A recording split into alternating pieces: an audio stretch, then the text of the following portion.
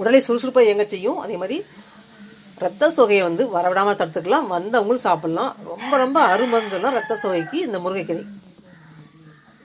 பெண்களுக்கு ரொம்ப ரொம்ப உகந்துன்னு சொல்லலாம். ஏன்னா கருப்பையை வந்து வலுவடை செய்யும்.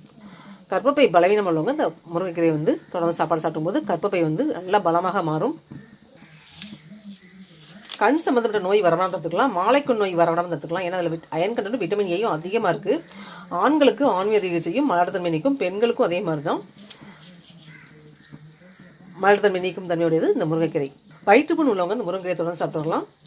இதற்கு தேவையான 20 வகை அமினோ அமிலங்களை 18 வகை அமினோ அமிலங்கள் இதில் இருக்குது. அதே மாதிரி மனித உடலால் தயாரிக்க இயலாத 8 அமினோ அமிலங்கள் இந்த முருங்கைக்கீரை சாப்பிடும்போது நமக்கு கிடைக்கும். அசைவ சாப்பாடு சாப்பிடாதவங்க இந்த முருங்கைக்கீரை தொடர்ந்து சாப்பிடும்போது அந்த அசைவத்தில் உள்ள அனைத்து சத்துக்களும் கிடைக்கப்பெறும். இந்த முருங்கைக்கீரை சத்துக்கள் மூலமாக கால்சியம் அதிகமாக இருக்கனால எலும்புகள் வலிமை வரும். எலும்பு சம்மந்தப்பட்ட பிரச்சனை உள்ளவங்க இந்த முருங்கைக்கீரை தொடர்ந்து சாப்பிடலாம். மூட்டு வலி, முழங்கால் வலி, இடுப்பு வலி உள்ளவங்களாம் தொடர்ந்து சாப்பிடலாம் இந்த முருங்கைக்கீரையை. ஏன்னா எலும்புகள் ஆரோக்கியம் பெறும், எலும்பு தேய்மானம் வரவிடாமல் தடுக்கும் இந்த முருங்கைக்கீரை. அடுப்பை குறைச்சி சிம்மில் போட்டாச்சு, மூடிடலாம். வதங்கணும்னா தேங்காய் துருவல் போட்டு இறக்கிற வேண்டியதான். முருங்கைக்கீரைக்கு உப்பு போட்டுடலாம்.